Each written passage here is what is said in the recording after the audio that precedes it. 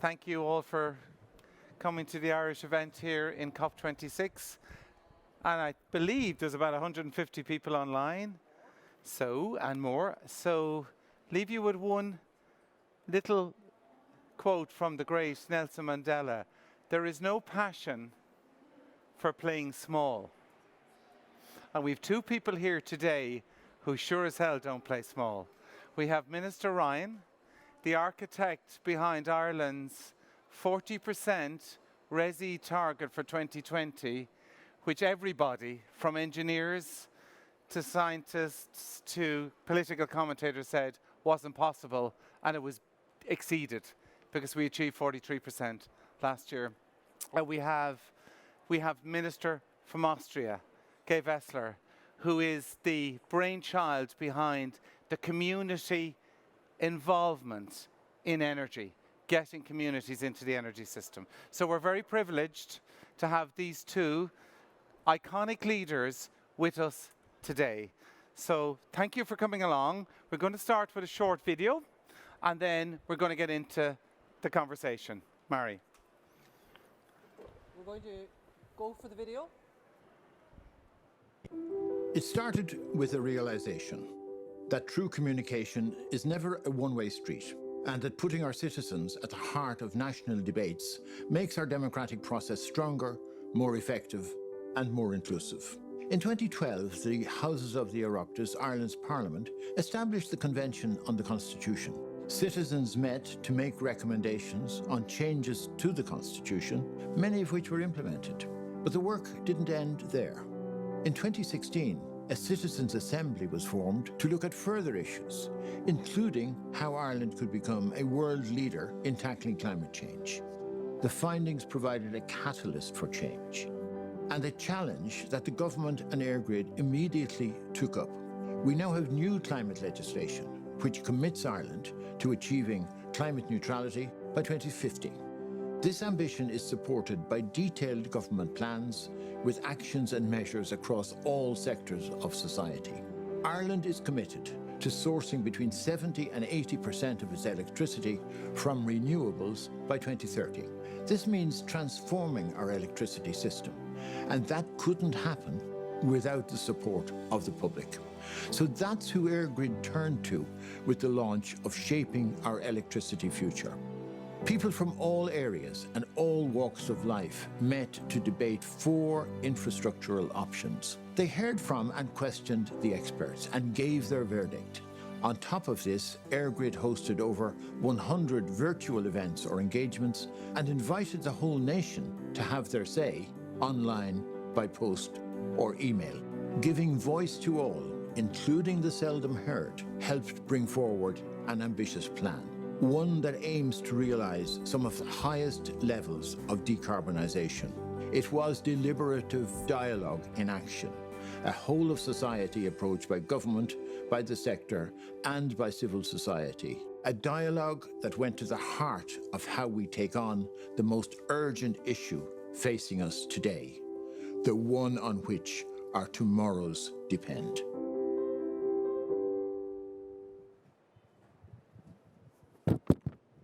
Thank you very much indeed, and thank you for that video. I think it sets out very clearly where we're at and what we're here to discuss tonight. We're here to discuss delivering a cleaner energy future and how government, the energy sector and civil society can work together to accelerate decarbonisation. We're joined by a very distinguished panel. We have Minister Eamon Ryan, who is Minister for Environment, Climate and Communications in Ireland. We have Mrs. Gewissler, who is the Minister for Energy, but perhaps more importantly is with the IEA Commission for Global Connection with People for the Energy Transition. We have Mark Foley here with us, who is the CEO of Eirgrid. We have Mia Kelly from the far reaches of Kerry, and who's going to talk to us and give us a perspective from her generation, and Tom Howes, who's the head of the Environment and Energy Division in the International Energy Agency. So without any further ado, Minister, can I offer you the floor for a short introductory statement, please? Thank you, Mary, and thank you everyone for being here and everyone online. I have to first of all apologise. I'm going to have to slip out halfway through our proceedings. I have a briefing on a bilateral advanced negotiations tomorrow that I have to go to. But this is probably one of the most important events for us in this COP 2-week time frame, because this plan, this shaping our future plan, is the answer to the question some people asked last week when we launched our overall climate plan. Yes, but can you do it? Will we do it? And we can. And we can do it in electricity, where we're setting a really ambitious target. 80% of our electricity coming from renewable, zero-carbon sources by the end of this decade. 8 short years now, pretty much. And I think we're very lucky that the work Eirgrid has done in the last 2 years, particularly its consultation, the way that they've gone out to our country to listen and to engage with people to get the answers to what is this, how do we shape it, how do we get it right. As Mark said, we know we can be good at this. We're now running as about 45% of our electricity coming from renewables, vast majority of that variable wind power. I remember the time when we started setting the target, some people said to me, you can't do it, it's not physically possible, it'll break everything, it won't work, it'll cost too much. And that hasn't been the case. It's kept our prices, our wholesale price down, it's kept our import bill down, and it's helped reduce our emissions. But we need to go far, far more. And in the centre of this transition, electricity is key, because that would allow us to take a lot of the carbon out of our transport system and our heating system, but also it powers our economic future. It gives us, if we get that stable power supply from renewables, then we can actually use that to create the jobs that keep our prosperity in a low carbon future. And we will need backup gas power. We need another 2 gigawatts, I think it is, of open cycle, particularly, or combined cycle and open cycle gas, to be able to act as the balancing system when the wind isn't blowing. We also critically need interconnection. We will new interconnection with the UK, with France, Northern Ireland, and going further, working with our European colleagues now at the European level, thinking really big about regional European electricity markets that allow us to share power, solar from the south, hydro from the Alps or from Scandinavia, with the really extensive large scale of wind power that we have particularly in our waters. Our sea area is 10 times our land area, some of the windiest place in the world. And tapping into that, using the new technologies like floating wind, give us the real possibilities to make this leap, to do it for the sake of the future of our people as well as our planet. It isn't all about the really big scale things. What's really interesting in this plan is it brings it back home as well, to say we need microgeneration, we need farmers producing electricity, we need communities and small businesses being able to tap in to both solar and other renewable sources of supply. And it's from that level, from the householder being able to be part of this new industrial revolution, a better system, is all about the balancing between variable renewable supply and variable demand. So the smart systems to turn on and off the power when we need it at night to power our cars, when we need it when the wind's blowing to heat up our water and actually balance our energy in a really clever way, is at the centre of this. The grid is key. It's the centre to the energy transition, which is central to the climate transition. I'm really looking forward to any questions here, but also to listening to my colleague Leonora, because my sense, Leonora, I don't know what yours is in this, but in the European Council, where we're very proud to work together, there is momentum. There is, I think, coming out of this COP so far, there's still a lot of work to be done in these negotiations to get justice into it, to get a just transition. But I'll finish on this. One last thing I just heard, I've come from an earlier meeting, is that fast transition won't occur if it's not just. And a just transition won't occur if it's not fast. We need to act quickly. We need to build the networks, the grids, to make this change. The clever thing about this plan, Mark, having gone out and asked our people, is I think it gets the balance right. It's less grid because we're really being clever about where we put the new industries, how we tap into that microgeneration as well as the offshore wind. This is really important, significant for our country. It's 2 years of listening And now I believe 2 years of real expertise from Eirgrid in delivering, we deliver from now, and that's why it's such an important event. Thank you. Thank you very much indeed, Minister.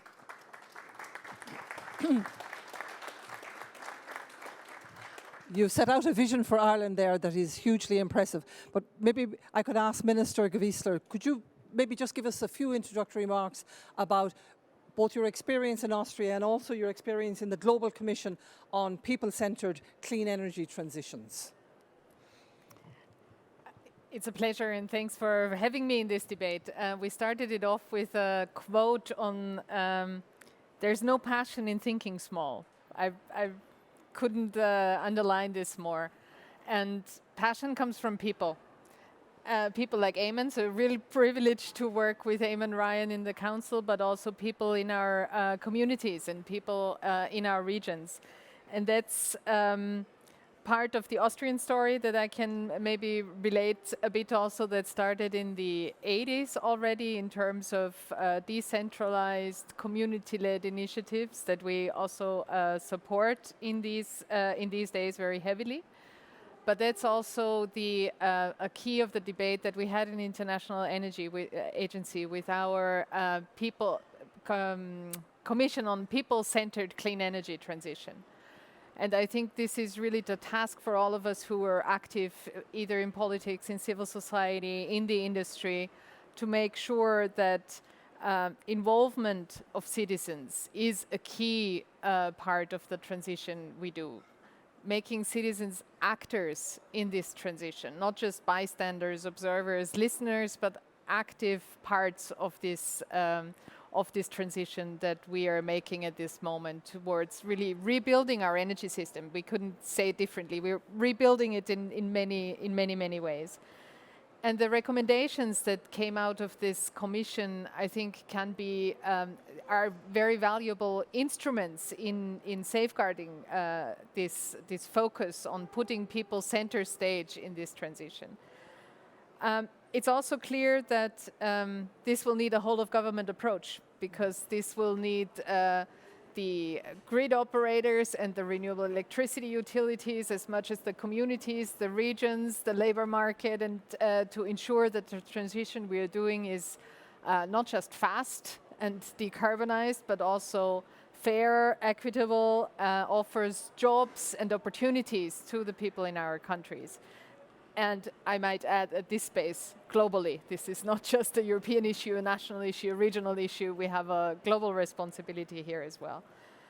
And so in Austria, we're really trying to put this center stage, coming from a very strong historic base, but moving this into the future, because rebuilding our energy system is not just a switch in technologies, it's not just decarbonizing, it's not just digitalizing, big issue for the grids, but it's also democratizing and decentralizing, and that goes for a really change in system, and the change in system needs different approaches, needs new approaches, which we try to cater for in our new Renewable Deployment Act with a strong focus on energy communities. I'm happy to share on that later on in this panel, because I think we have a lot to share, but we have also a lot to learn. I'm very much looking forward to hearing on your process on the grid, because that's what we are up to next.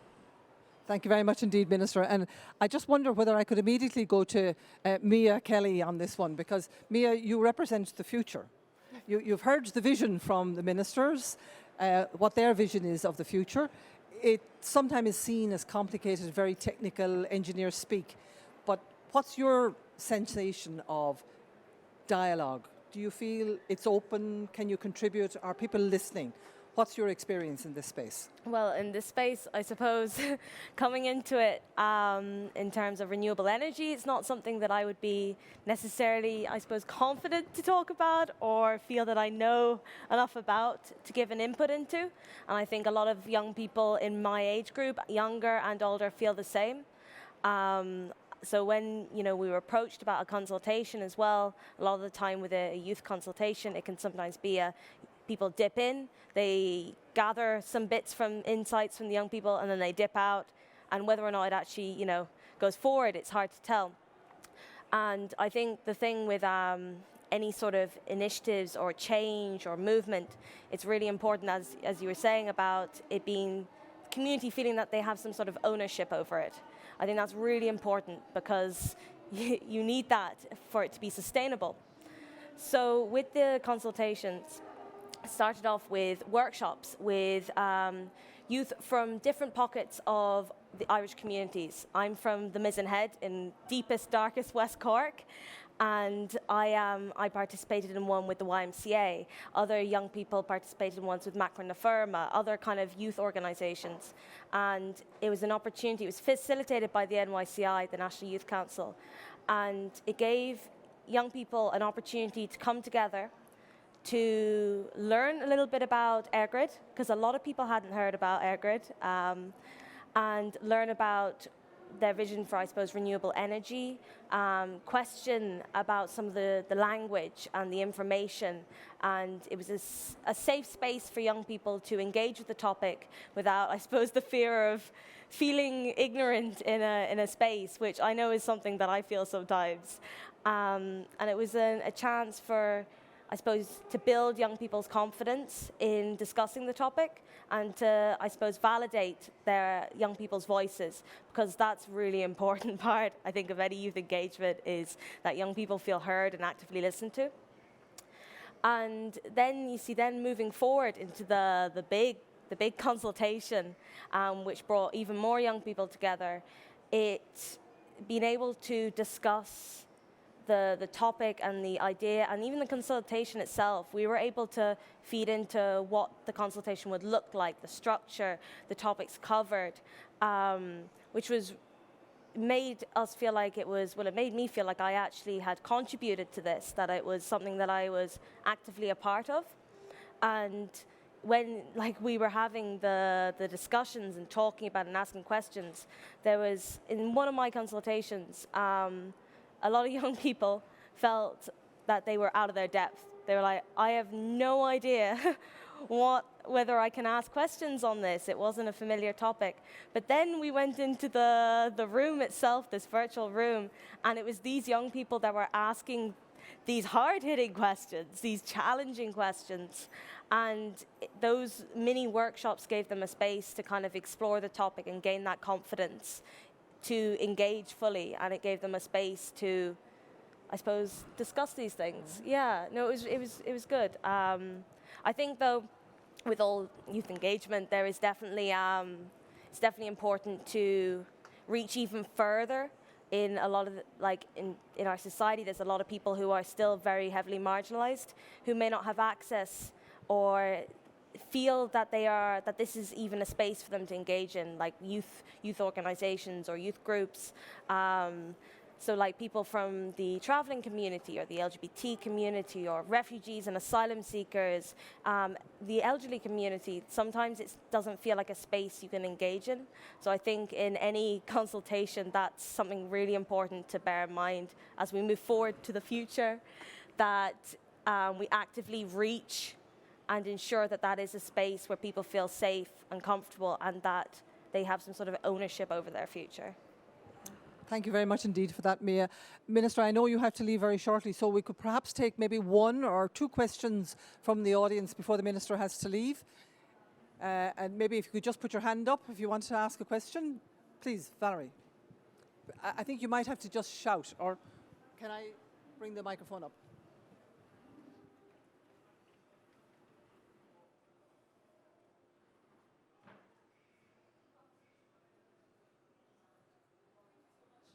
I don't know, can everybody hear me? So my name is Valerie, I'm with the National Youth Council of Ireland. My question is really sort of going from what Maya was just talking to us. The idea that when we're talking about that we want public participation and we want true public participation, and Maya has already named it, that we need to go beyond within our society to groups of pockets of groups of people that don't necessarily feel like they are heard or that they should even be included. So when we work to try to bring along those community, it sometimes takes time. Right? So I remember when we were thinking about the Eirgrid consultation, and how we changed around the model to actually, instead of having one summit, to have multiple small groups to make sure that the young people were comfortable, understood to come about. So my question is, how do we include that journey that we take with people to make sure within our consultation process, within our participation process, that includes an entire journey, that we don't expect just today to have one consultation that's it over, but to actually build strategies that will allow us to continuously take people on a journey that they feel comfortable, connected, and knowledgeable enough to bring their reality to the table. As such, that's just my question. Thank you. Thank you, Valerie. I think it needs to be both in the development of our grid, that consultation to continue. So this is not finished. What has worked for Eirgrid here needs to deepen and continue. And I think there's a wider whole series of dialogues. We need safe spaces, as you said, Mia, in terms of where people can consider the wider transition, the climate transition, the just transition we need to make. We have another announcement or project tomorrow we're going to be launching, which is a national economic dialogue, or national dialogue around climate, but within it as well will be a community call. So we will be going and supporting a whole range of different community engagements in how we use or how we develop our energy, but I think also beyond that to look at how we improve our local environment, how we get a just transition locally, how we manage some of the really difficult stuff in transport and elsewhere.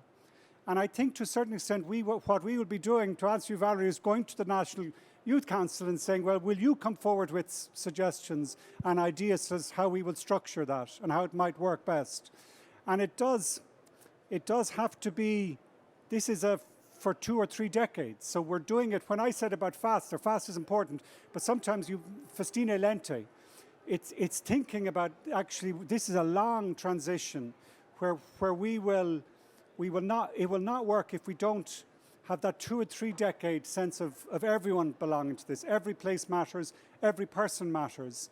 And I think that community call might be one of the ways, as well as what Eirgrid does, of us listening and building those pockets, as you say. And then pockets being successful inspire other pockets is how I think we may go.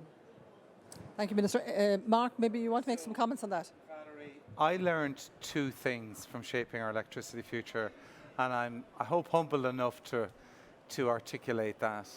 And I didn't expect these 2 learnings.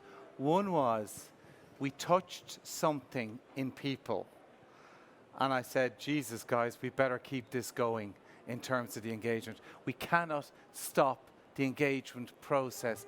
Issue the report and stop. So my goodness, did that get me deeply, viscerally, in terms of we must commit to an ongoing dialogue to not just the plan, but the execution of the plan and people's engagement around that. The second thing I learned, and I did not expect this, as an engineer, the 500 megawatts of microgeneration. I did not see that coming.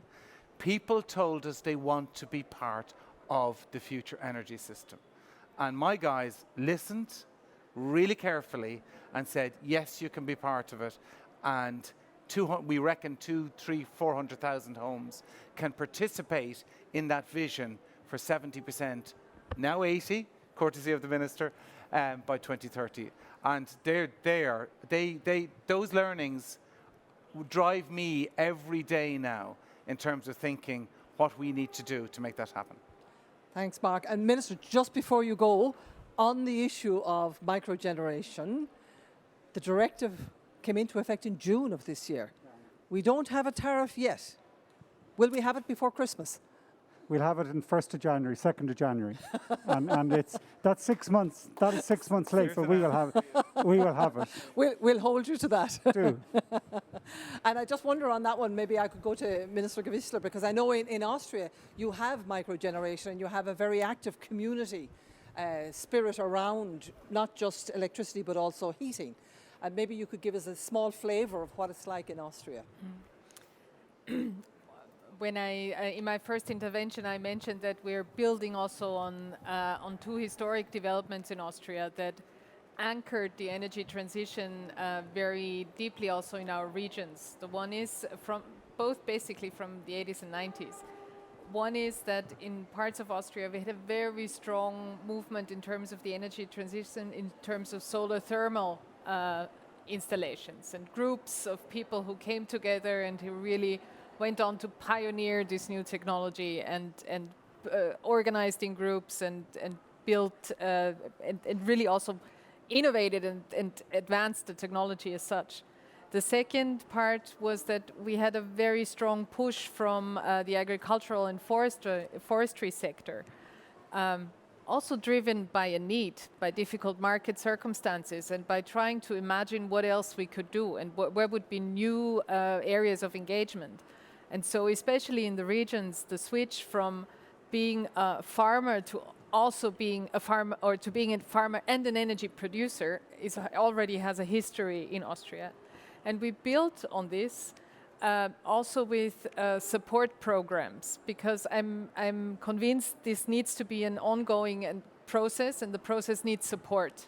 You need to put also money into these programs. You need to have people who really work in this field. And so with our Climate and Energy Fund, we established already for some years a program where we bring communities and together to become climate and energy model regions. So where we really they get staff, and you have regions where communities come together, the mayors, the district councils, the people in the communities, and develop projects together, and they get the support in order to do this.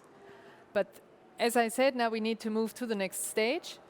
And the next stage is, in our case, going from electricity based on renewables that's currently around 75% to 100% in 2030. And that's our goal, 100% renewable electricity by 2030. And that means we need to tap into this potential much more intensively and much broader than that we already did in the past. And so the new law that we designed, the Renewable Energy Deployment Act, really has energy communities center stage. And I think we found one of the most progressive regulations for energy communities in the EU, where we really try to make this a driver of the transition. We see, if we look to other countries, in Germany, for example, citizens' projects have become the driver of the transition for years. And so we really want to use these communities as a driver for change. The appetite is enormous. I can really say that. That's also why we put a support structure in place also for this program, to be sure that people get answers to their questions. How do you set this up? Who can be part of it? What's the prerequisite? How do I actually do this? But people wanting to produce energy, electricity together and consume it together, be it on the roof of the fire brigade in the local village or on the church buildings, there's really an enormous demand for it. And I think the best we can do as politicians is to support this, to elevate this, and to really make this a broad movement. And that's what we're trying to do. Well, I have to say, you have a very impressive ambition to go for a 100% by 2030. That's really impressive, I have to say. And I know what you were saying about farmers moving into energy production as well. Our own Minister Hackett is here, and I'm sure she'll be interested in taking up that point with you.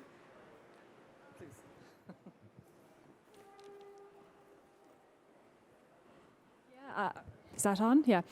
Look, yeah, and I think from an Irish perspective, there's a great hunger and demand among Irish farmers to get involved in energy generation. I mean, it's something they've come to me. There we go. There's something they've come to me a lot about over the years, and it's great to hear that we are on the cusp of microgeneration and feed-in tariffs. And I think, I think it'll open the door, and we will see a lot of farmer engagement with that. So I think it's really valuable, and it's going to be good to see. And they've been asking for it, so if we can deliver it, they'll be happy. That's very good news, Minister. Thank you very much indeed. And Tom, I know the IEA, it's renowned across the world for its expertise in the area of energy. But what do you think of, local community activism in this energy transition? Thanks, Mari. Yes. Well, indeed. Well, firstly, thanks for inviting me to be here. It's a great way to come down from the global story, which is where the IEA gives a lot of its information, down to the local. You're probably aware of the different scenarios that we produce. We give messages of a global level that the transition to net zero is feasible. So there's very clear messages there, but we're very much aware as well, and our analysis shows the huge challenge across the sector, across different parts of society, the change that's happening across the board, and that really requires that there is engagement at the local level. We need everyone to be coming with us when this happens. So that's why we created this global commission on a people-centered just energy transition. Fatih Birol created it. We've got the Prime Minister of Denmark leading it. We've got wonderful people from around the world, including ministers, taking part and bringing their expert advice, their understanding to the Commission, so that the best practice can be shared. And indeed, the Irish best practice, the Austrian best practice, the Danish best practice. There's lots of good things out there. The Citizens Assemblies, the manner of engaging locally with people to make sure that people understand what's going on, feel a part of what's going on, and can accept what's going on. We need that kind of engagement across the board, in every sector, to ensure that we can actually make the change happen. Thank you, Tom. Mark, can I ask you, you're rather centre stage as the Chief Executive of Eirgrid, but of course you interact with government on the one hand and government agencies, as well as citizens like Mia and ourselves indeed. So how do you envisage this all rolling out over the next little while? So, Ireland achieved 40% RESI in 2020. 70% is absolutely and categorically achievable, if not 80%, right? The technology is proven, no issues with the technology, no concerns about the engineering. The fundamental challenge we have is hearts and minds. That's the biggest challenge. Getting the people of our country, and indeed this same storyboard will play out in Austria and other countries, getting people behind the revolution, which is to have a society and an economy that's low carbon. And our job, my biggest challenge is not engineering. My biggest challenge is communication and getting people behind the storyboard and getting them to accept what comes with this, which is, yes, there'll be wind turbines on the local hill, or they'll be out in the sea, or whatever else, and there'll be some more wires, etc. But getting people to be connected to that transition and feel this is the right thing to do to create a better environment for their children, and in my case, my 2 grandchildren. That's what this is about. We've nailed the technology. What we haven't done is we haven't won the hearts and minds yet. That's our job. If you're a leader in this audience, that's your job, is to get people on board with what needs to be done. Thank you, Mark. We'll make it happen if people come with us. And just maybe one question on what the Minister was saying there. We've now gone from a 70% ambition to an 80% ambition. What nice surprise in the last 2 weeks, yeah. Yeah, and what's the difference? I mean, is it significant? I think the difference is not physics and engineering, because we'll have nailed the engineering and physics challenge. We'll have beaten physics. It will be a little bit about economics, to be honest, Mari. It's a case of, for every percent above 70%, is it worth the money? And we'll do the work in the next 18 months to figure out that equation. I think probably in the end, we'll probably prove it is worth it, but let's do the work. But we're going to beat physics, that's for sure. It's more, and then we'll decide what's the right solution. It's more onshore or more offshore wind? It's just what makes sense economically. Yes. That's my answer. Let's look at the economics of it. But is it doable? Absolutely. Is it worth the price? We have to figure that out. Okay. Mia, can I ask your opinion here? What do you think would be important in terms of the ongoing dialogue that Mark was talking about? This is really You know, important. how do you construct that? How do you do it in a way that people don't feel it's an imposition into their life, but it's something that they want to be part of? I suppose it comes down, I think a lot of it is making sure that they feel there's an ownership of it. So when you consult with a group of people, asking them what they want it to look like, how the best way they feel they can get involved, and building up trust with it. We were talking earlier about the importance of, I suppose, trust between the community and decision makers and leaders and things like that. Building up a trust so that when people are being consulted or having conversations with about these areas, that they trust that they're being heard and like actively listened to, so that things are actually like being taken on board, or they see some sort of progress, or at least an attempt to implement their ideas or their feelings or their concerns, and, you know, supporting that. Despite, you know, maybe it's not the most conventional way or the ways that have been done before, but ensuring that people feel included and that it's accessible to them, I think, are really important things, like Valerie was saying about reaching and making sure that it's a continuous reach and not just like a once-off, hey, we've spoken to you, this is great, we're going to go away and maybe never speak to you again. It's about building up that trust with the community so that there's a general ownership of it and that they feel they're a part of it and, you know, part of the community working for those things. Yeah. Excellent. Can I open the floor to questions from the audience? If anybody wants to ask a question, just please put up your hand and we'll be able to bring a mic to you. Just a second, please.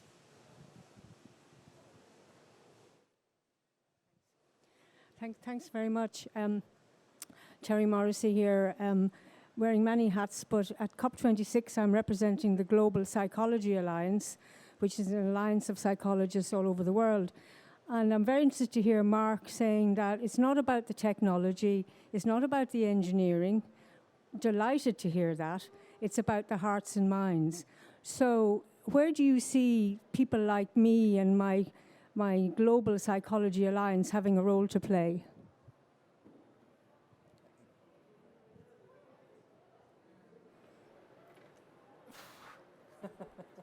That's a really hard question. I think it's about challenging leaders to be leaders. If it's changing. You see, it does start at the top of organizations. People, 600,000 people organizations look at what they see is coming from the top office. So the role, I think, of your organization, Terry, and others is to make leaders uncomfortable and ask them to look in the mirror and challenge themselves to embrace the transformation we have to do. Because what a lot of leaders actually don't realize is the incredible influence they have. The smallest things that they do or say, the ripple effect through organizations of 1,000 people. If a leader says, decarbonisation is really important to our business, a green business proposition is what we're about, the multiplier effect in that statement alone is enormous. So I think the biggest challenge of the decade and the biggest challenge coming out of COP26 is the leadership challenge. What are leaders going to do coming out of COP26? What are they going to say? How are they going to behave? How are they going to walk the talk? Because if they fail, we've no chance. And I think it is about the leadership proposition of this decade is the one around the green economy and the green society. And if we fail, it'll be a failure of leadership. Not of anything else, it'll be a failure of leadership. Thank you, Mark. Minister, please. Yeah, if I may add or comment on two of the things that Mark said and challenge you a bit maybe also on this. The one question is it worth the price? Yes. So the energy transition is worth the price. Yeah, I don't think we should be, the question is how we do it, but agree on that, but we shouldn't question the basics. The second is, I totally agree, we need to win hearts and minds. We need to get people on board on this. My point was, I think many of the people, or a big share of the people, are on board. I'll come to where the conflicts are in the third point, yeah. But let's also be clear, we need to bring utilities on board with this. We need to bring grid operators on board with this, because what we are doing changes the system. It means, in the Austrian case, not connecting big utilities to the grid, but connecting 1 million solar roofs until 2030 to the grid. That's the goal we have. So this, of course, changes a lot also in the approach of the actors that are already there, engaging with new actors in the system. So it's I'd enlarge the picture a bit to also the established actors, the actors that will face changes in the way they operate in the years to come. And in terms of leadership, yes, it's especially in grid. So I'm really curious also to learn from the consultation and from the way you approached it. When I took office, there was a long-standing conflict on closing a loop in our sorry, I don't know how you say that correctly in English, but in our transmission grid, I just put it like that. So construction project that's been going on for years and years and years, and very lots of conflicts around it. And yes, it makes a difference if the minister goes there and says, I understand your worries, I understand the issues, but we need this for the transition. But I think what we need to change is how we come to the conclusion. In the past, we've often come to the conclusion by simply saying, you and I would go there and say, we need this, yeah? This is no more adequate in the 21st century. So we need to do exactly the engagement you obviously did, yeah? We need to argue, weigh in options, but not only in the expert debate that we usually had, but had in the past, but really open up this debate and really make it in the broadest possible sense. Also, this poses challenges. We will start the dialogue on our national grid planning next year. Simply also getting some of the questions, clarifying some of the questions with the broadest possible audience. Yeah? What do we actually need? What's the grid we need for this transition to get also some of the basic questions solved before you go into individual projects. But I just wanted to enlarge a bit the picture. This is about winning people, but leadership needs leadership in politics, needs leadership in civil society, needs leadership in the utilities, in the industry, all around. And so challenge politicians, yes, also challenge the rest of the actors. Leadership in utilities, your point. Shaping Our Electricity Future has said 500 megawatts will come from microgeneration. That would never have happened 5 years ago. What did you start with in your head? I started with 0 personally, but Liam Ryan, who's up there, who's the brains behind all of this and deserves all the credit, not me. But we entertained, which would never have happened 5 years ago, the views of ordinary people. And they said, we can make a contribution, we want to play, we want to be part of the future. That 500 megawatts would never have happened 5 years ago. No chance. From a utility, from a traditional European utility, right, Minister? That would never have happened. So that's leadership. That's Liam and his people said, we're going to look at this dispassionately. We're not going to have a utility mindset, which can be very regressive, and we're going to throw it out there and see what people have to say. And that's leadership. That's excellent. We have another question, I think. Thank you so much to all the panel.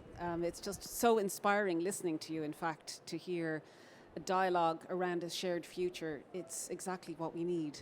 I just have a question about the consultation process and the design. And the impression I'm hearing is that it's citizens that shaped it. But what about these big energy users? What about the tech sector in Ireland, which we know is a very large consumer of electricity? To what extent did their interests and their consumption shape the strategy? And how will they be involved as these dialogues continue into the future? Okay, so I'm going to ask Liam Ryan, Chief Innovation and Planning Officer in Eirgrid, who is on my team and one of the smartest people in Ireland. And he's going to answer this question because his team are the architects of this proposition. Thank you very much. So what we did was... I'm sorry, maybe if you could come down a little because the camera, I don't think there, and just for the audience that are viewing online, it would allow them to maybe see you. Maybe just come to the front.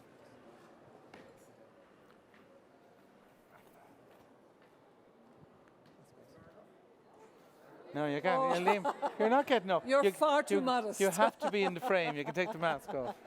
You're not getting off the hook here. I prefer sitting at the back.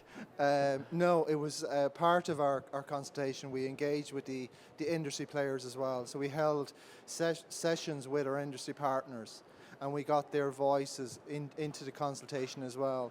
And we had some hard discussions. So there was areas where, as we came out with the 4 options, so we looked at options first of all, and we brought those forward, and we shared those options with everybody that was part of the consultation. We had the engagement, had the discussion, and we actually said our general view was that if somebody had a better answer, we were open to taking that answer on board. Yeah.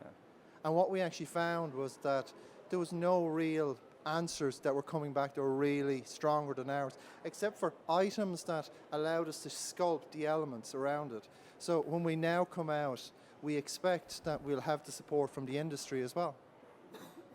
Can I just ask you on that one, Can I Liam? just say on this point, sorry, Mary, the lady's question. We have just experienced the greatest experiment in world history working from home. And that was on the back of the ICT proposition, data centers, and what they and the technology that allowed us. Suddenly, I left my office last year, the 19th of March, and didn't go back for nearly a year and a half. And technology allowed us to work, continue to deliver our strategy, and get on with it. And data is, I call it the currency of the 21st century. It is so important to how we work and how we live. And our job is to accommodate, I would argue, that revolution, but also green it. And it's not about saying no, it's about making it work. Making sense. Well, in that context, Liam, can I ask you, is industry in Ireland prepared to really participate in demand response and become the virtual generator for this very ambitious target that we have for renewable electricity? I think they are. If we actually set up the right ecosystem around it. So I think like a lot of the large demand customers are very much focused on, making commodities and using those commodities. And I think, one of the things that I've learned from yourself is that the greenest megawatt is the one that we don't actually use. And therefore, within the industry, I think we need to, promote that and make sure that the right incentives are actually put in place. And I think about stuff in a global context as well. And I actually think around that, we think about building infrastructure, building interconnectors between one jurisdiction and the other. But if we can actually get some of our large global demand participants, that are world leaders, that if they move their demand to where there's renewable sources and follow that, we now can avoid actually having to build those interconnectors, and we actually move on to virtual interconnectors, which is kind of, I believe, part of the future. But we need to set up the ecosystem around that so that it becomes easy for people who are generally in a manufacturing environment or really critical, that they can have those facilities into the future. And that they can feel both participants and rewarded financially, ultimately, in this whole process. It becomes a virtuous cycle, I presume, for them. Have we any other questions from the audience? Yes, please.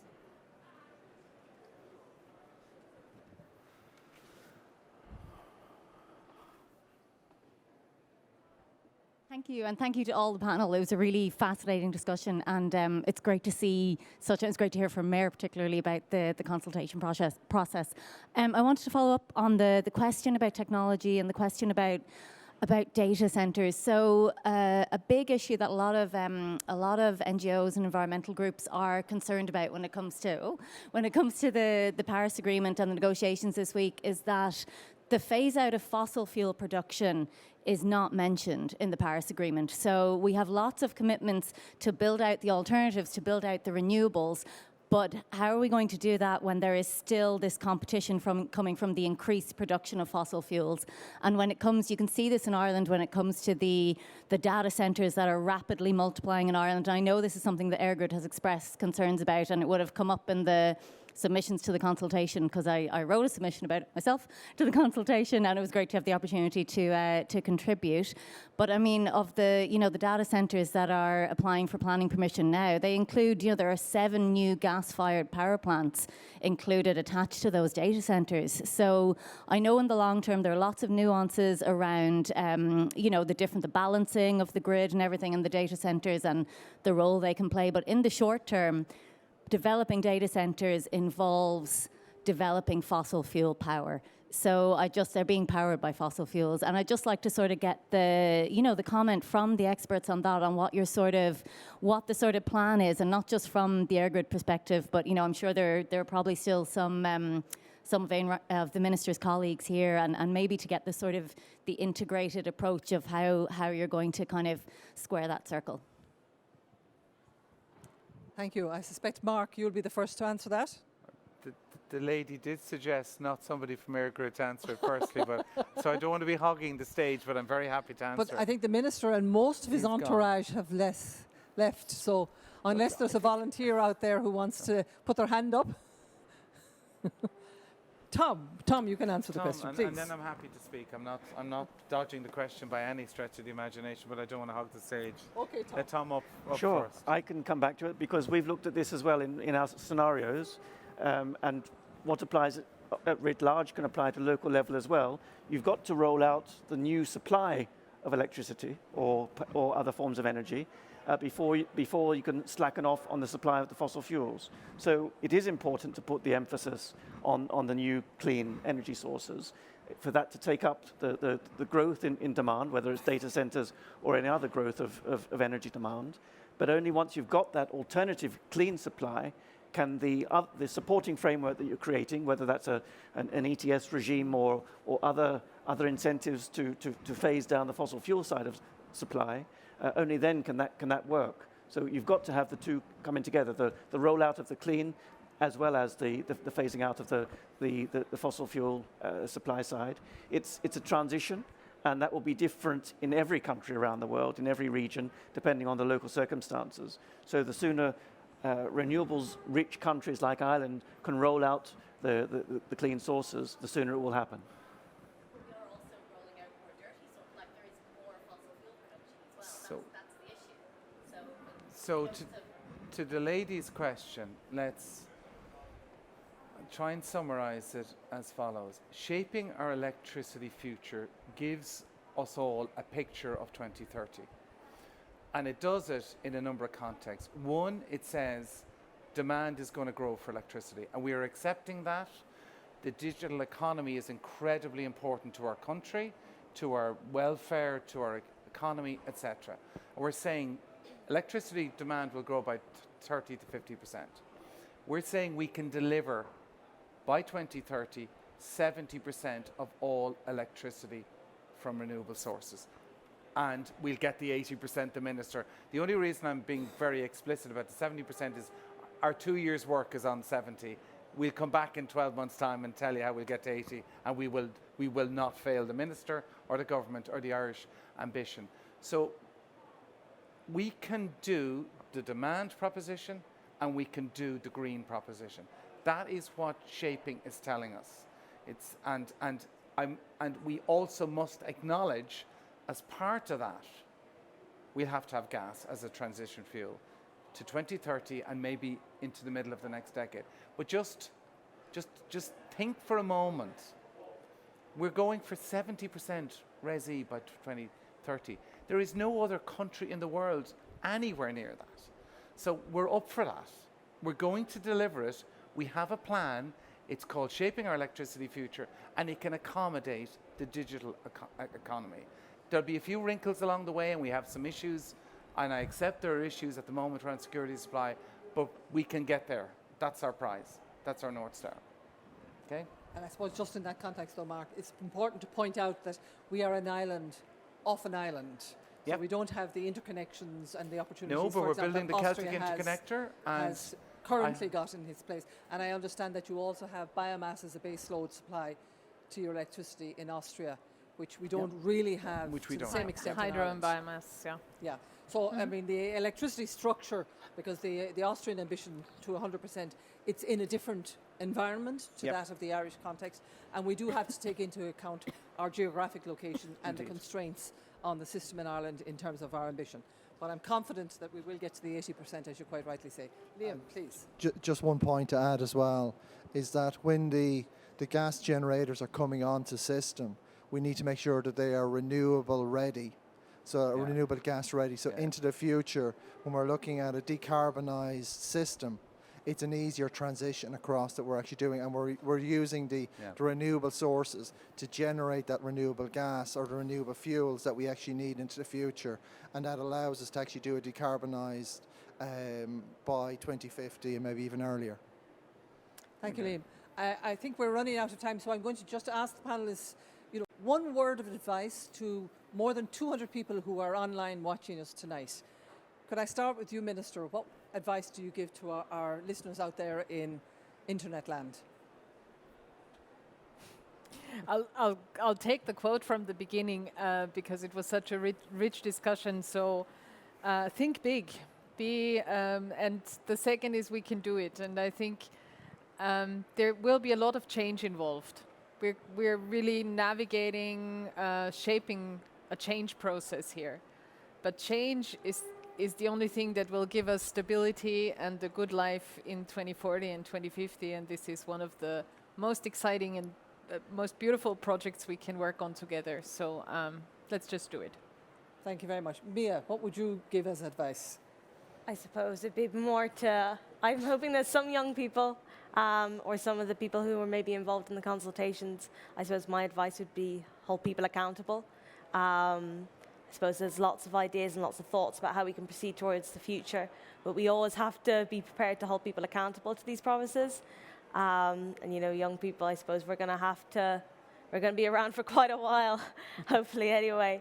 So I suppose it is our future to a certain extent, and it's also our present. So making sure that, people are hearing our voices and amplifying each other's voices, especially those communities that might not typically be as heard.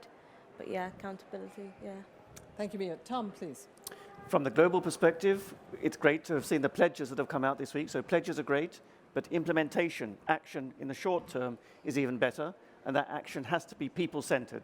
Keep it people-centered and start doing it now. Short and sweet. Mark.